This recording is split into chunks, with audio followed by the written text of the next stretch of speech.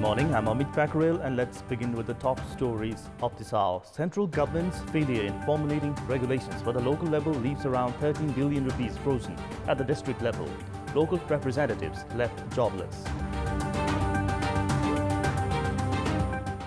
New Public Health Act makes mandatory for doctors to prescribe generic names of medicines to prohibit the use of particular company names for a commission. Massive migrant caravan headed for the United States on the move again for Honduras, defying a threat by U.S. President Donald Trump to close the border. And young spinner Sandeep Lamichhane to play at the Big Bash, the Australian T20 Cricket League, to become the first associate player to feature at the tournament. Curfew imposed by the local administration at Krishnanagar in Kapilvastu has been suspended between 6 a.m. to 12 midday. Having removed the curfew all day yesterday, the administration yet again had imposed an indefinite curfew from last evening. Curfew was imposed from Krishnanagar market to Simbara village in the east, Chandi Nagari the west, Uttar Vaidya Pokhari in the north, and No Man's Land at Nepal-India border in the south. The administration has informed that it will decide on the curfew after assessing the situation today noon. The administration has been imposing a curfew since 3 days after a dispute escalated between locals during a Dasai function. The central government's failure in formulating regulations for the local level has left around 13 billion rupees frozen at the district level, rendering local representatives jobless. The budget allocated for the development of local levels has stayed frozen as district coordination committees do not have the authority to use them for development projects. The Kathmandu District Coordination Office alone has 1 billion rupees on hold that was collected from the internal revenue sources. Regular sources has helped raise the amount of revenue collected each year. However, the money has not been well utilized due to the confusion regarding the jurisdiction of the District Coordination Committee officials. The Ministry for Federal Affairs and General Administration has prepared a regulation which has been pending in the Cabinet. Based on the Constitution, the District Coordination Committee has the responsibility of carrying out monitoring, coordination, capacity building, and help the provincial government in its activities.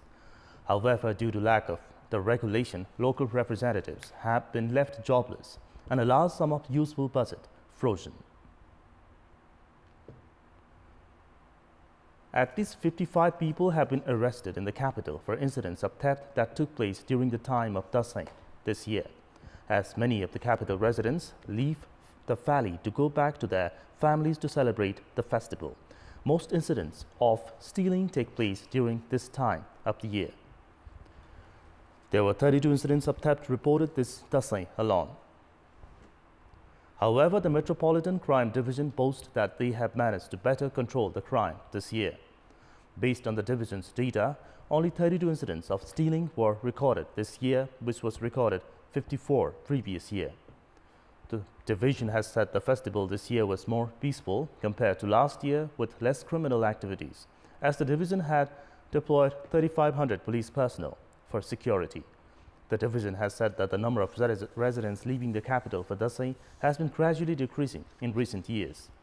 The division also managed to nab one Hikmat Himal, who had been absconding after killing Kathmandu's Jivan Lohani 14 years ago. Likewise, the division also arrested a gang involved in printing counterfeit bank currencies during the festival. And time now for a short break. For more news, stay with us.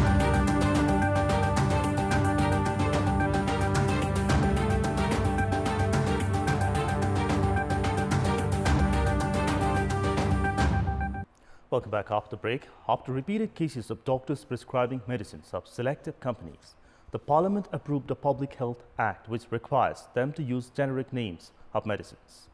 The decision was taken to prohibit medical practitioners from favoring particular companies for commission and personal benefits. However, the question now remains is how the provision would be implemented and if it would produce fruitful results at all. The new provision that requires doctors to only give generic names of the medicines will allow the public to freely choose from manufacturing company available in the market. However, although government authorities say the intention is to control the malpractices seen so far in the prescriptions, doctors argue it will also lead to other negative implications. Doctors opine that public might offer cheaper medicines that might lack the desired quality. At the same time, they argue that pharmacies might take undue advantage of the situation. Likewise, medicine companies argue it is unwise to allow public to decide on the choice of medicine, which might harm the public itself in the long run.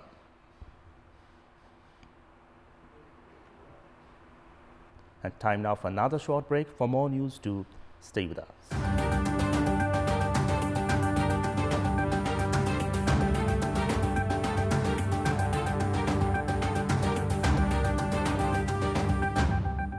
Many farmers in Chapa have reaped benefits from the Prime Minister's Agriculture Modernization Project by using modern equipment for farming, resulting in greater paddy production.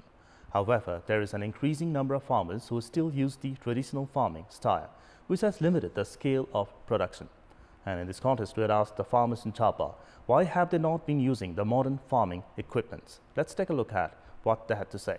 Public voice. यो यन्त्रीकरण गर्न कुरा किसानसँग पर्याप्त पैसा छैन, राज्यले लगानी गर्न सक्नु पर्यो किसानलाई। यसको भरपर्दो उपयोग हुन नसक्नुको कारण चाहिँ अब यो यन्त्र चलाउने कुरा हो। यसमा प्राविधिक ज्ञान पनि चाहिन्छ अनि त्यो यन्त्रहरू बिग्रेको ठाउँमा त्यो वर्कसपको पनि अभाव देखिन्छ। चाक्लाबन्दी तरिकाले व्यवस्थित गरेर मात्रै मेसिनरी सामानहरूको प्रयोग हुन सक्छ। कसरी काट्ने, कसरी धानलाई रोप्ने भन्ने तरिकाको जबसम्म ट्रेनिङ पाउँदैनन्, जबसम्म दक्ष आउँदैनन्, तबसम्म सबै यो नभएको पनि हो कि जस्तो लागेको छ। आम्दानी भएपछि सामान सरसामान लिन सकिन्छ। ठुलो चक्लाबन्दी हुँदा तपाईको मेसिन चलाउन सजिलो हुने भएको कारणले गर्दा यहाँ चक्लाबन्दी बनाउनु पर्यो, ठुलो गराहरू बनाउने। यहाँ पहिला मेसिन केही थिएन, अहिले भर्खर आयो।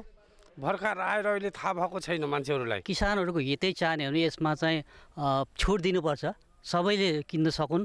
सबैले किन्न सके भने यन्त्रीकरणबाट राम्रै हुन्छ। 50% अनुदानमा ल्याएर किसानहरूले अब समूह सहकारीहरूले चलाउन सक्ने अवस्था हुँदैन।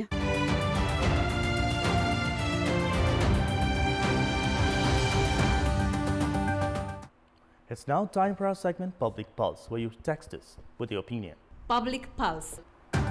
And the question is, what's your take on the local level's inability to use the budget allocated for development? And options are A, lack of accountability, B, lack of coordination among government authorities, and C, lack of public pressure.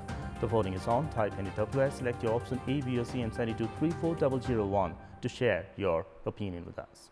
Now the sports update. Sports news. Young spinner Sandeep Lamichhane is to play at the Big Bash, the Australian T20 Cricket League. Sandeep is all set to become the first associate player to feature at the tournament. Prior to Sandeep, no associate player had played in the Big Bash. Sandeep will represent Melbourne Stars in the Big Bash. The Big Bash runs from the 11th of December to the 17th of February. Sandeep's team will play against Sydney Thunders in their first match of the tournament. Sandeep will also play at the Bangladesh Premier League. He will play for Sylhet Sixers at the Bangladesh Premier League, which will be held for a month starting from 5th of January. Sandeep is currently playing at the Afghanistan Premier League in UAE.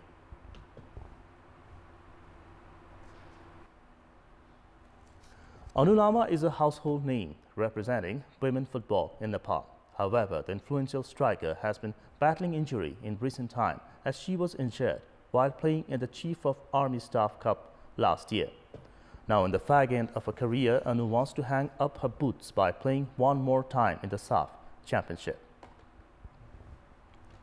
The Nepali women football team is currently preparing for some friendly matches, Olympic qualifiers and SAF Championship.